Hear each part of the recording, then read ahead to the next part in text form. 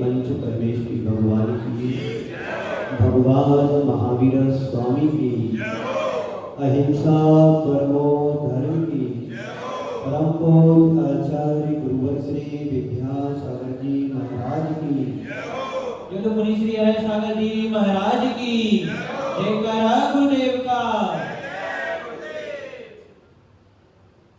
इस जीवन बड़े संसार में मैं अकेला, मैं ही क्या संसार के सभी व्यक्ति अकेले हैं। सारा संसार एकाकी है। चिंतन की धारा इससे आगे और बढ़ती है। अभी तक मैं अकेला था, अकेला ही था। मैं क्या संसार का हर व्यक्ति एकाकी था। मैं ही क्या हर व्यक्ति सबसे भिन्न है। सब पृथक है, सब अनोखा है। आज हमारे लिए उस भावना की बात करना है जिस भावना को मैं कल तक भा रहा था। वो भाने वाला कौन है? उस भावनाओं को प्राथमिकता देने वाला कौन है? अपने आप से पूछूं, मैं कौन हूं? मैं कौन हूं? इस प्रश्न को अपने मन से पूछो। अंदर से उत्तर आएगा, मैं एक आत्म तत्व हूं। ज्ञाता दृष्टा मेरा काम है। उस आत्म तत्व की जिसको पहचान हो जाती है, वही अन्यत्व भावना को भाने का अधिकारी होगा। मेरे समान संसार में और कोई नहीं है।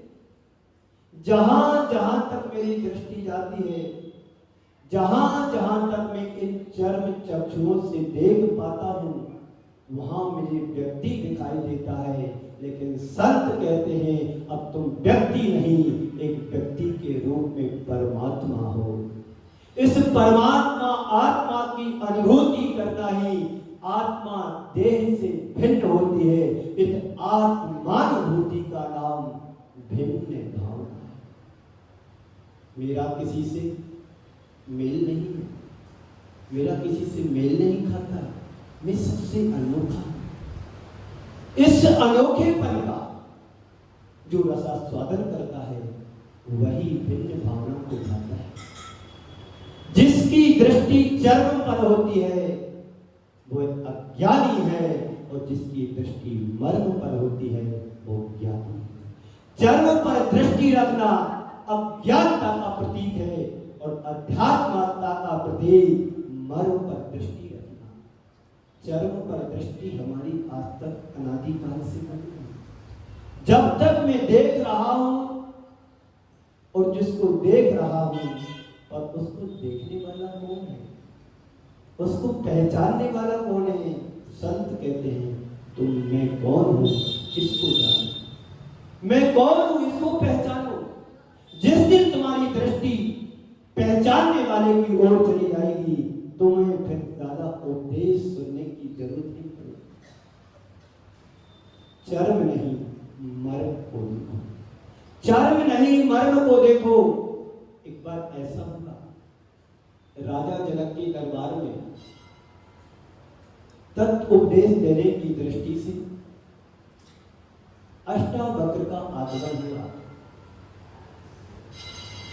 बड़े सम्मान और आदर के साथ अष्टावक्र को बुलाया गया राजसभा में, और जैसे ही राजसभा में अष्टावक्र पहुंचते हैं तो सारी सभा उनको देख करके हंसने लगती है, जोर जोर से हंसने लगती है। अष्टावक्र ने सबको सहन करते हुए अपने सिंहासन को ग्रहण किया, और जैसे ही राजा जनक ने हाथ जोड़ करके निवेदन किया कि भगवान आप मुझे तत्व उपदेश दें, क्योंकि अष्टावक्र वेदांतों के ज्ञाता थे, ऋषि मुनियों की श्रेणी में आने वाले थे, और इसी हैसियत से उनको राजसभा में बुलाया गया कि तुम मुझे तत्व का उपदेश दो। तो जैसे ही राजा जनक ने निवेदन किया कि महाराज आप मुझे तत्व का उपदेश दो, छूटते ही अष्टावक्र ने कहा कि मैं ज्ञानियों की सभा में उपदेश देता हूं, चमारों की सभा में नहीं। मैं ज्ञानियों की सभा में उपदेश देता हूं, चमारों की सभा में नहीं, क्योंकि जिसकी दृष्टि चर्म पर होती है वो चमार होता है, और जिसकी दृष्टि आत्मा के रूप स्वरूप पर होती है वो ज्ञानी होता है। सारी सभा स्तब्ध रही। आज तक किसी की हिम्मत नहीं हुई राजसभा में ऐसे शब्द कहने का, कोई प्रतिक्रिया हो। इससे पहले राजा जनक खड़े होकर के विनम्रता से हाथ जोड़कर कहते हैं कि महाराज आपने चमारों की सभा किस अपेक्षा से कह दिया। देखो विनम्रता साथ में झलक रही है। राजा जनक समझ रहा है कि इनने किस उद्देश्य से कहा है, फिर भी सभा को स्थित रखने के लिए, सभा को संभालते हुए विनम्रता का पाठ सिखाने के लिए कहा कि महाराज मैं आपसे एक बात पूछना चाहता हूं कि मेरी राजसभा को चमारों की सभा कैसे कह दिया।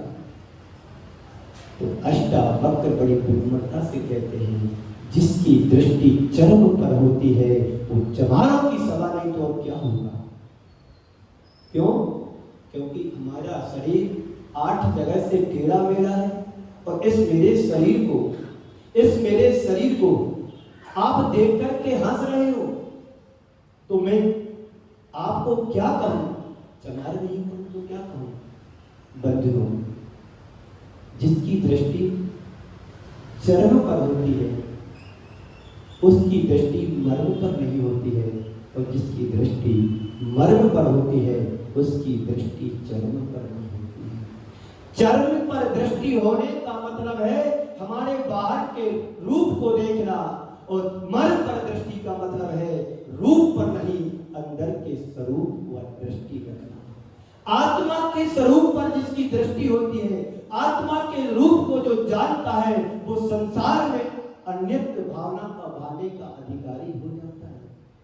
अन्यत्र भावना हमें यही संदेश देती है, कल तक तुम एक शरीर के रूप में थे, अकेले थे, भीड़ भरे संसार में हर व्यक्ति अकेला था।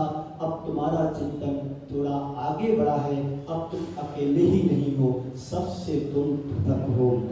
अनेक है। अरूपी हो, माना कि तुम अरूपी हो, यह देह सो तुम नहीं, देह में बैठा विधेयी को पहचानने की कोशिश करो। अंदर आत्म तत्व को जानने की पहचान करो।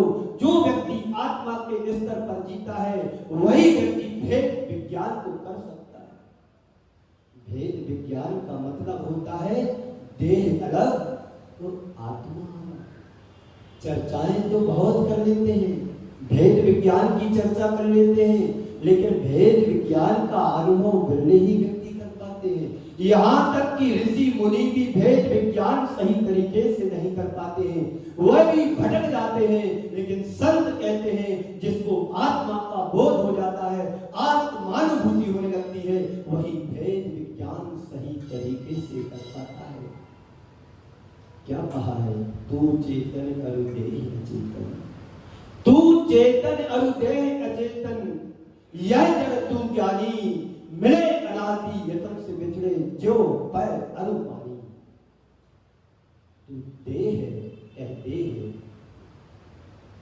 जड़ है और आत्मा चेतन है। यह शरीर तुम्हारा जड़ है और आत्मा चेतन है। इस शरीर की जड़ता पर मत उलझो। शरीर के अंदर बैठने वाला जो देह से देहातीत बनने वाला है, जो मूर्ति के अंदर मूर्तिमान है, उसकी पहचान हमें होना चाहिए। मूर्तिमान को जानो और जानो ही नहीं, पहचान करो। बंधुओं, एक नित्य भावना हमारे लिए बहुत बढ़िया संदेश देती है। संदेश हमारा वह होना चाहिए कि शरीर में रहने वाले की पहचान होना चाहिए। एक दिन तुम्हारा शरीर यहीं छूट जाएगा, एक दिन तुम्हारा शरीर यहीं नष्ट विनष्ट हो जाएगा। यह शरीर नाशवान है। इस नाशवान शरीर से अजर अमर शाश्वतता को पाना है, वह आत्म तत्व है। इसका बार बार चिंतन हमारा होना चाहिए, बार बार मनन होना चाहिए कि यह देह तू चेतन अरुदेह अचेतन, यह जड़ तू ज्ञानी।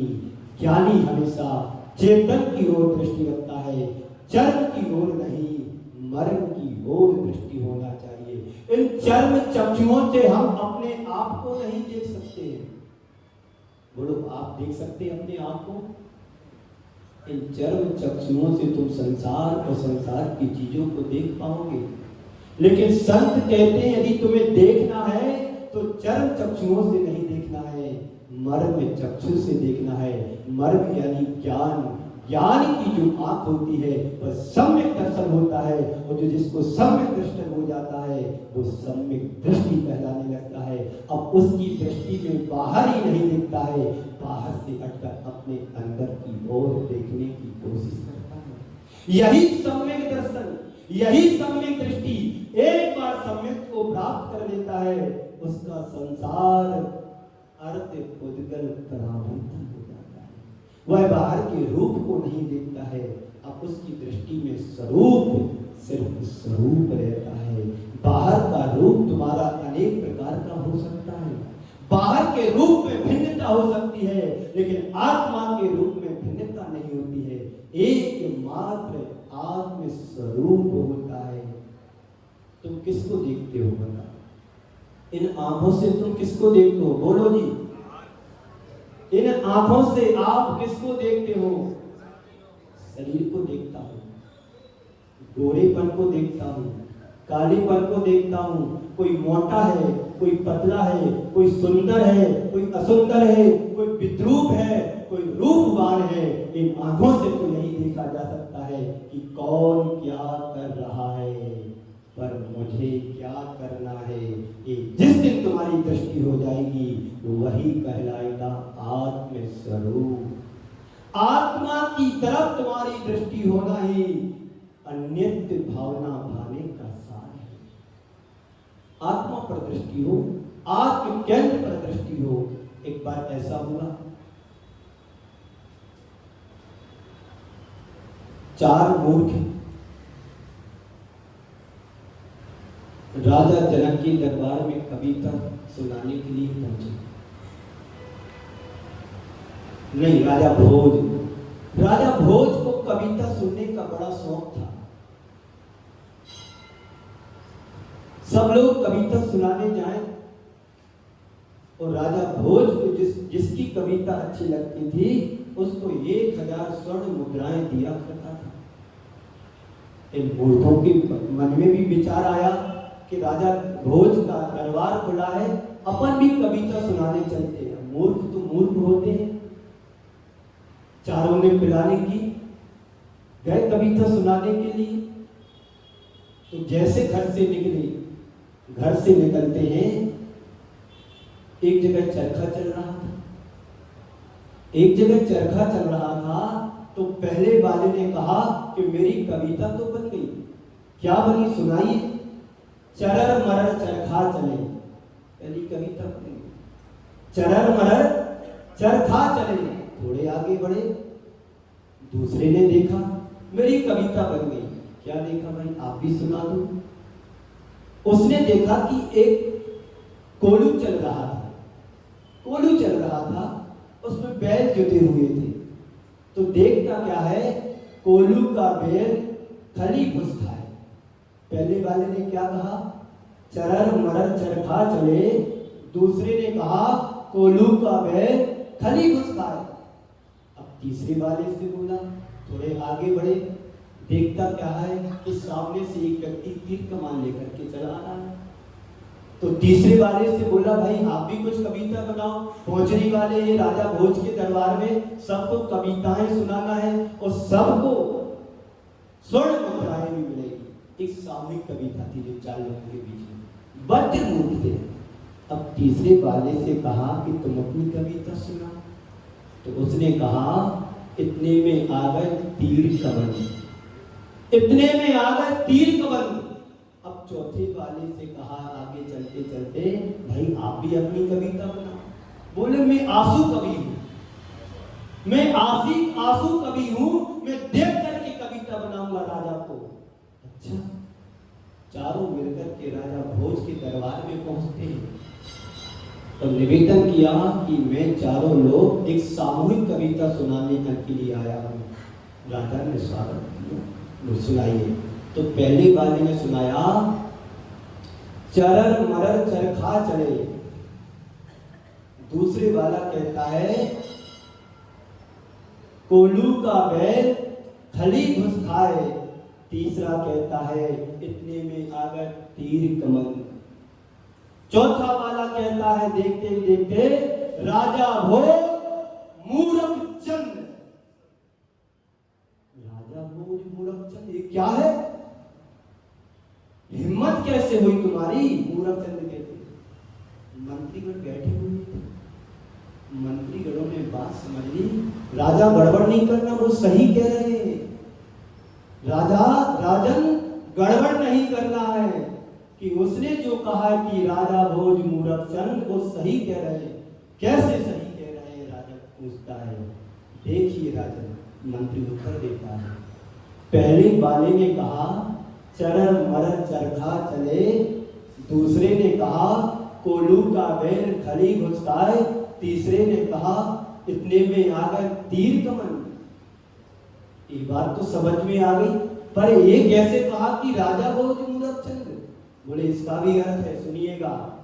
जो चरर मरर चरखा चल रहा है, इस संसार का चक्र चल रहा है, 24 घंटे चक्र चल रहा है। इसका अच्छा, तेली का बैल खली घुस खाए, इसका मतलब क्या है? बोले जो तुम भोगों को भोग रहे हो, पंचेंद्रियों के, एक खली भूस की तरह तुम भोग रहे हो। अनेक जन्मों में तुमने किया भी यही है। 4 संज्ञाओं से व्यापार किया, आहार भय मैथुन और परिग्रह, इसके अलावा तुमने क्या किया है? बात तो सही है।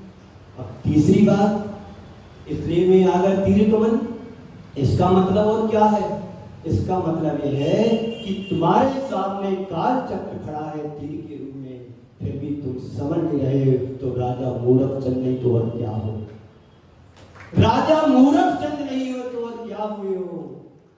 बंधु, एक कहानी राजा भोज की नहीं है, जितने भी यहाँ बैठे हैं सबकी कहानी है। जरा दिखा देना सब कौन कौन मूरख चंद बैठे यहाँ पर, दिखा दो। ये राजा भोज की ही घटना नहीं है, हर इंसान के जीवन की घटना है।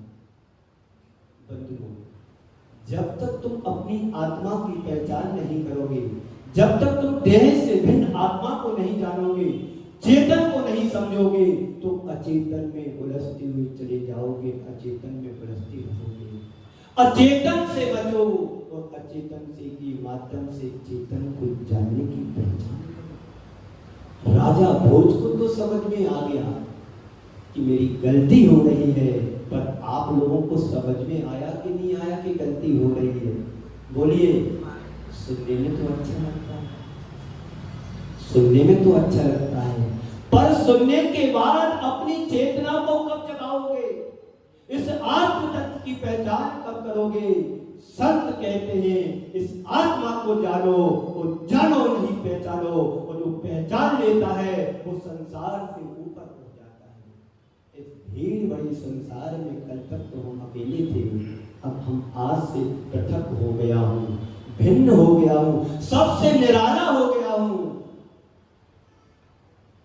इस निरालेपन की अनुभूति होना है, इस आत्मा से भिन्नता की अनुभूति करना है, आत्मा से अपने स्वरूप को जान लेना, देह से स्वरूप को जान लेना, यही अन्यत्व भावना है।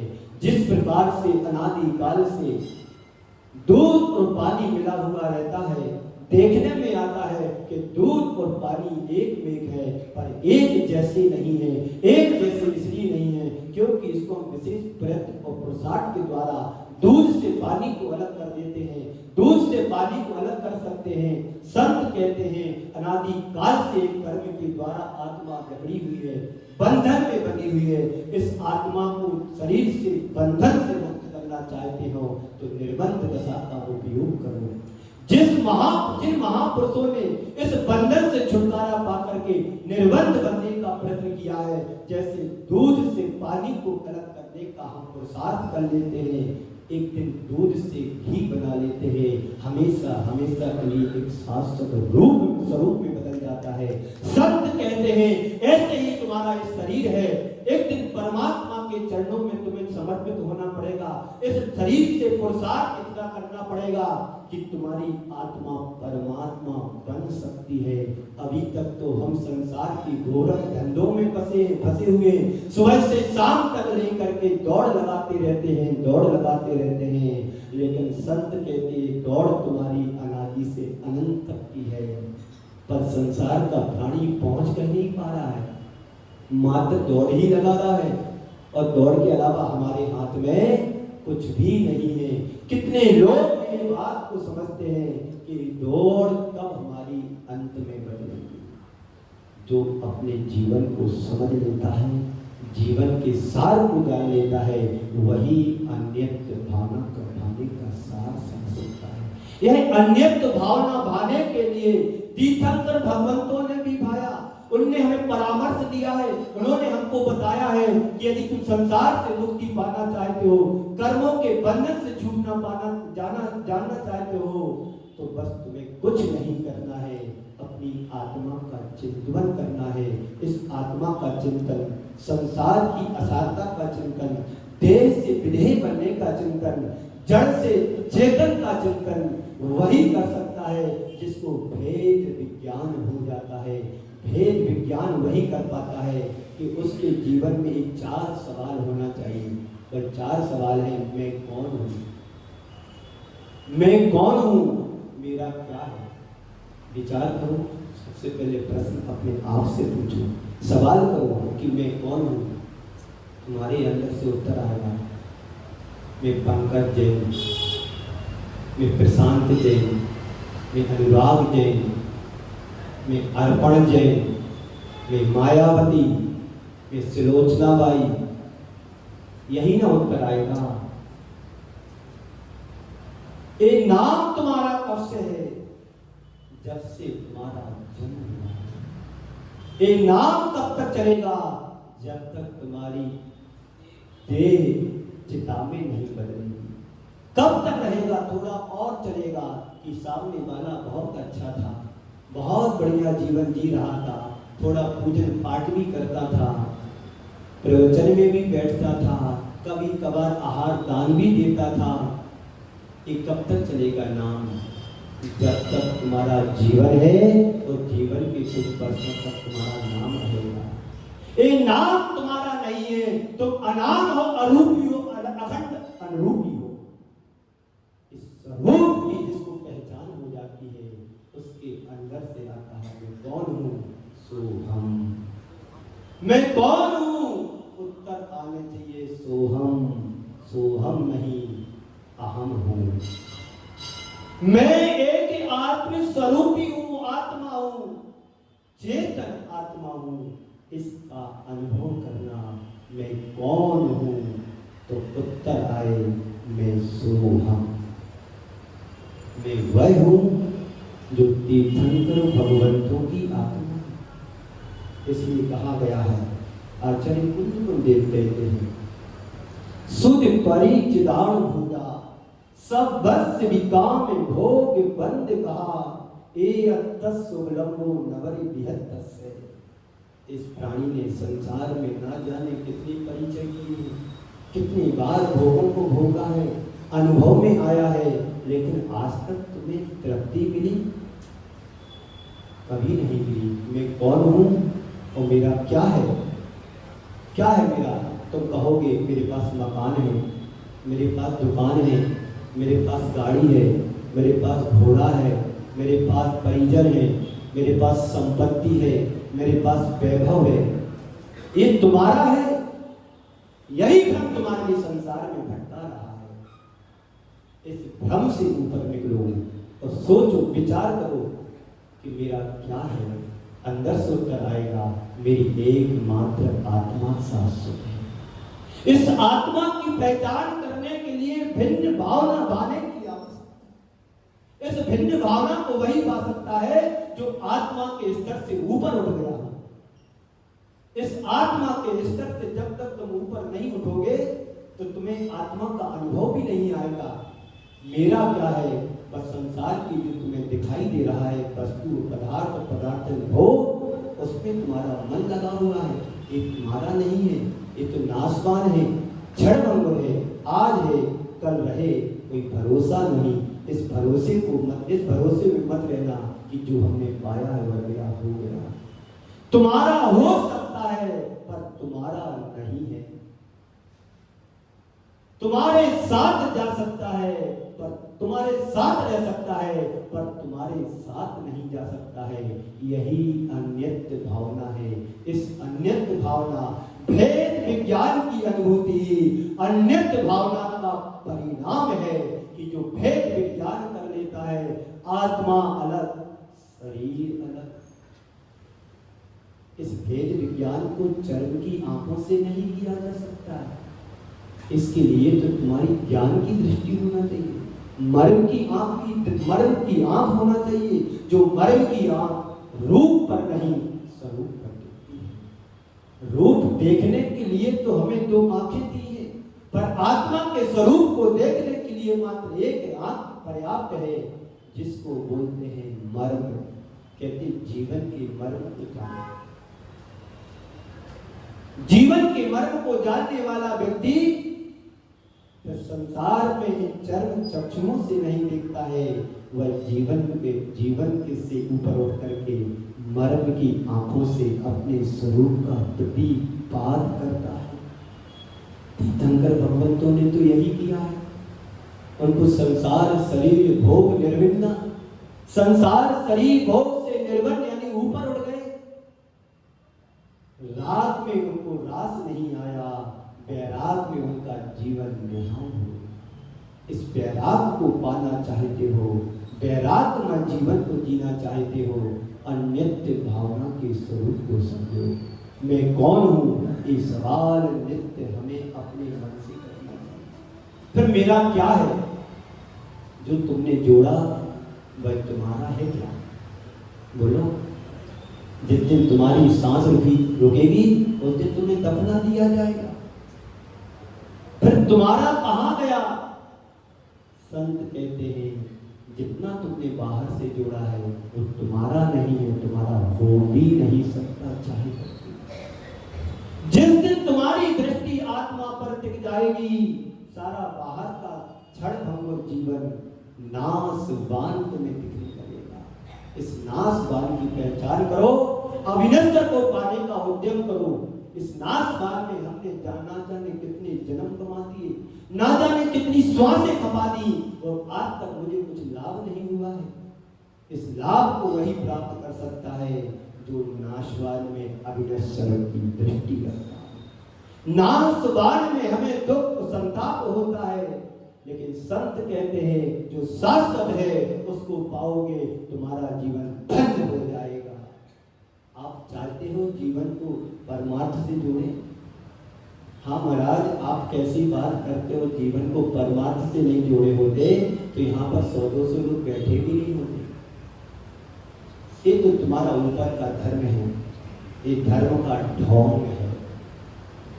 धर्म नहीं, धर्म का ढोंग है। ओम, ये तुम्हारा ढोंग इसलिए मैं कह रहा हूं, यदि तुम्हें जीवन में जब दर्शन करते करते आत्मा का दिग्दर्शन होने लगे तो समझ लेना कि मेरा जीवन धन्य हो गया, मंदिर आना सार्थक हो गया। अभी तुम मंदिर आते जरूर हो, पर 100 चिंताएं घर की लेकर के आते। दूध वाला आ गया होगा, सब्जी वाला निकल रहा होगा, नल आ गया होगा नगर पालिका का, पानी भरना है, लाइट गोल हो गई तो पानी चला जाएगा। ध्यान रखना, जीवन तुम्हारा बर्बाद होगा, इस पर तुम्हारी दृष्टि है क्या? दृष्टि रखो आत्मा पर, अपने आत्मा के हित के ऊपर दृष्टि रखो।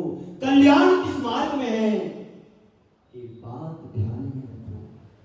कल्याण की बात सुनने में अच्छी लगती, पर चलने में कौन कितना चल पा रहा है? बोलो। एक बार किसी बालक से कहा, युवा से, भैया तुम धर्म किया करो, तो बोलता उम्र कहाँ है धर्म करने की? अभी तो बचपना है, खेलने कूदने के दिन है। अरे भाई, धर्म किया करो, तो सामने वाला उत्तर देता है कि अभी उम्र कहाँ है धर्म करने की। तो किसी वृद्ध से कहा कि भैया धर्म किया करो, बोले उम्र कहाँ बची धर्म करने की? उम्र कहाँ बची धर्म करने की? बंधु, अभी तुम्हें हंसी आ रही है। बालपने में ज्ञान न लहो, तरुण समय तरुणी रत रहो, अर्थ मृतक बूढ़ापन सो, कैसे रूप लगे आपने। यह वृद्ध अवस्था में व्यक्ति अपने रूप और स्वरूप को नहीं पहचान पाता है। पैर लड़खड़ाते हैं, गर्दन हिलती है, लाड़ बहती है, तो धर्म कैसे होगा? इसलिए धर्म करना चाहते हो तो बचपन से करो, तो बचपन भी तुम्हारा बेहतर निकलेगा। और धर्म बचपन में नहीं कर पाए तो जो धर्म बचपन में नहीं कर पाएगा उसका भी बचपन बिगड़ा हुआ निकलेगा। आप अपने वृद्ध अवस्था को सही तरीके से आगे बढ़ाना चाहते हो तो बचपन से ही धर्म के संस्कार हमारी पीढ़ी में आना चाहिए। और धर्म के संस्कार यदि हमने आने वाली पीढ़ी को नहीं दिए तो समझ लेना तुम्हारा जीवन तो जैसा निकला सो निकल गया। आने वाली पीढ़ी तुम्हारे नाम पर रोएगी कि हमारे पूर्वज मुझे विरासत में कुछ देकर के नहीं दिए।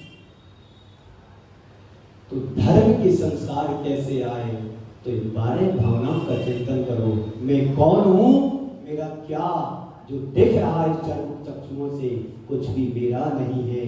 और तीसरी बात, मैं क्या कर रहा हूं, बोलो। 4 संज्ञाओं में तो मेरा जीवन बीत गया, 5 पापों में तो मेरा जीवन सिमट गया।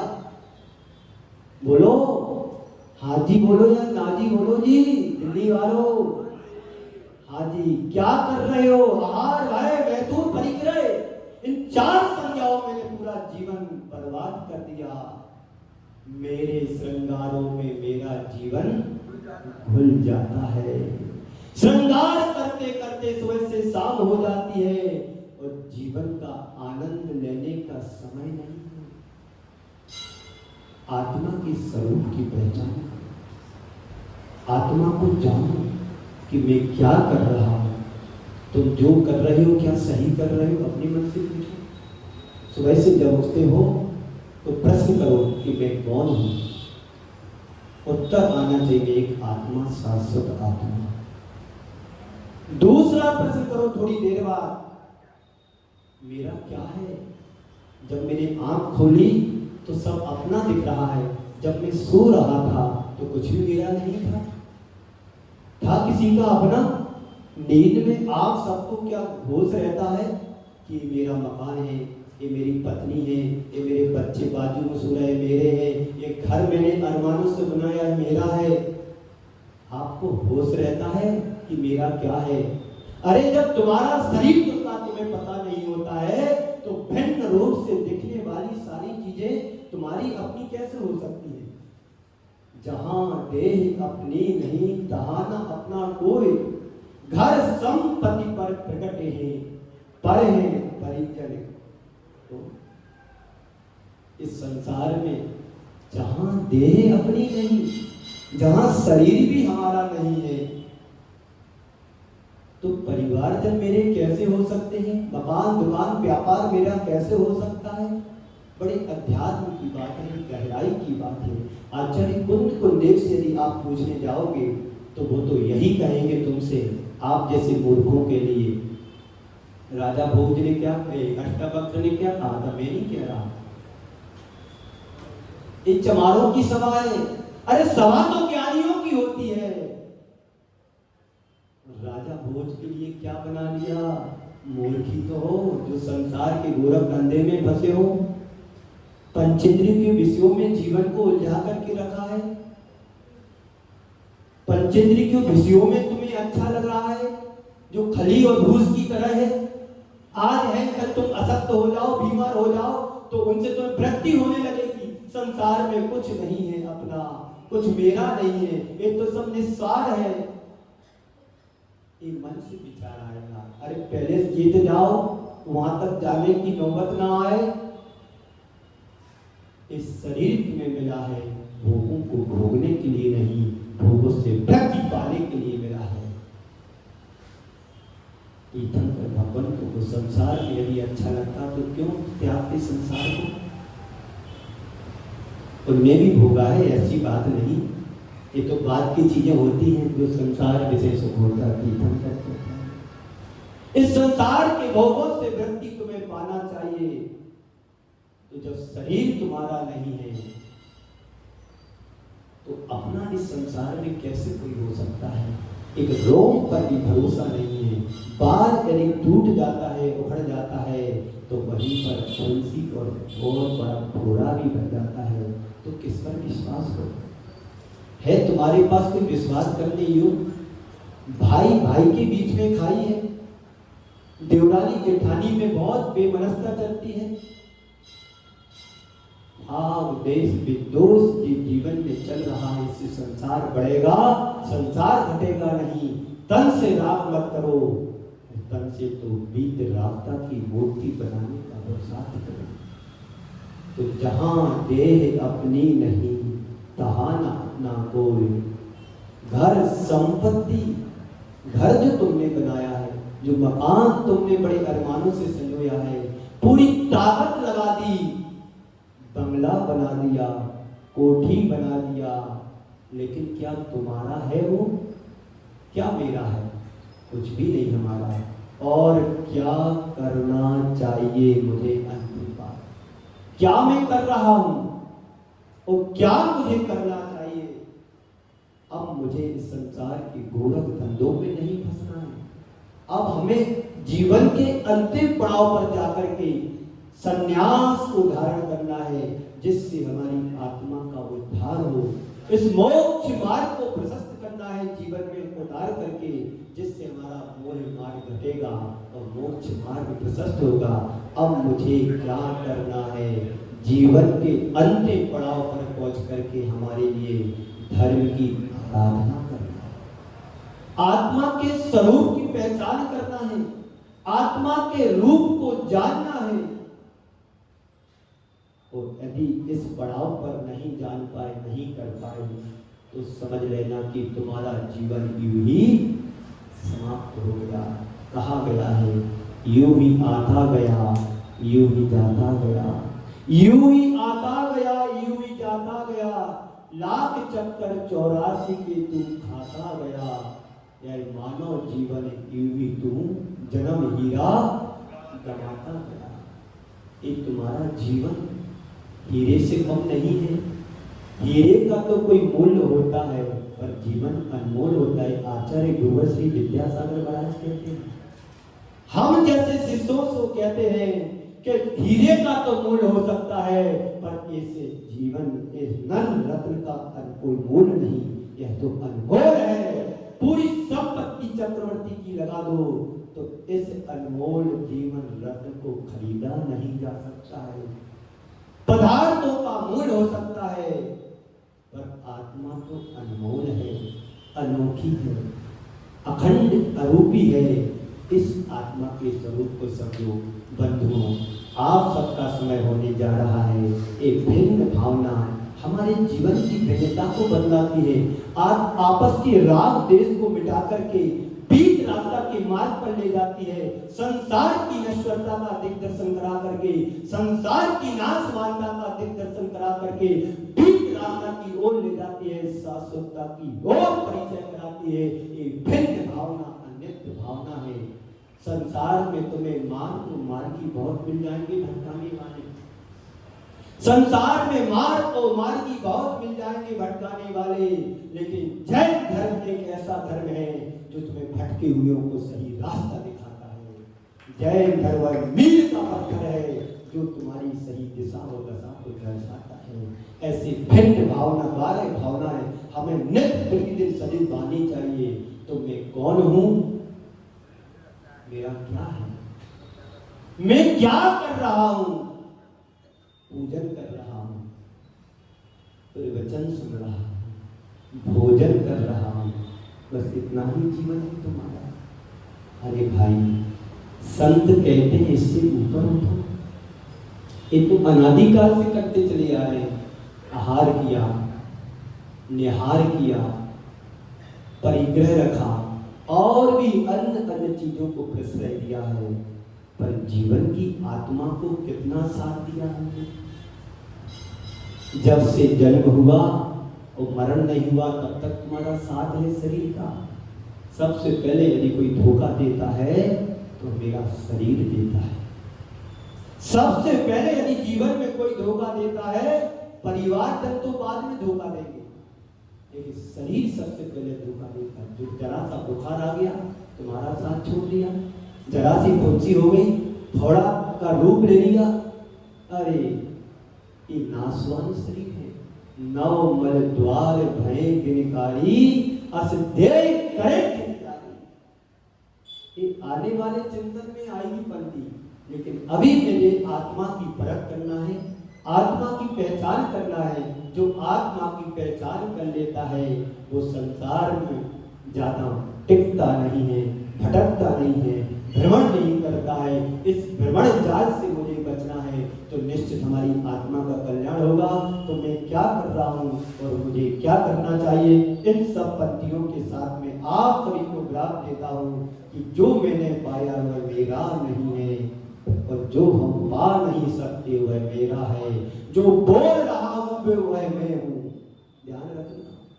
जो दिख रहा हूँ वह मैं नहीं हूँ, जो बोल रहा है वह मैं हूँ। इस अनुभूति का नाम भिन्न भावना है, अन्यत भावना है। इस अन्यत भावना को भाई जीवन का मार्ग प्रशस्त करें। समय को देखते हुए पूज्य गुरुदेव के चरणों में, पूज्य गुरुदेव के चरणों में नमन अर्पित करते हुए यहीं पर प्राप्त देता हूँ। बोलिए परम पूज्य आचार्य गुरुवर श्री विद्यासागर जी महाराज की। बोले मुनीश्री एक सागर है, सागर जी कोई अभी उठेगा नहीं, बंद कर दिया इसको, कोई उठेगा नहीं।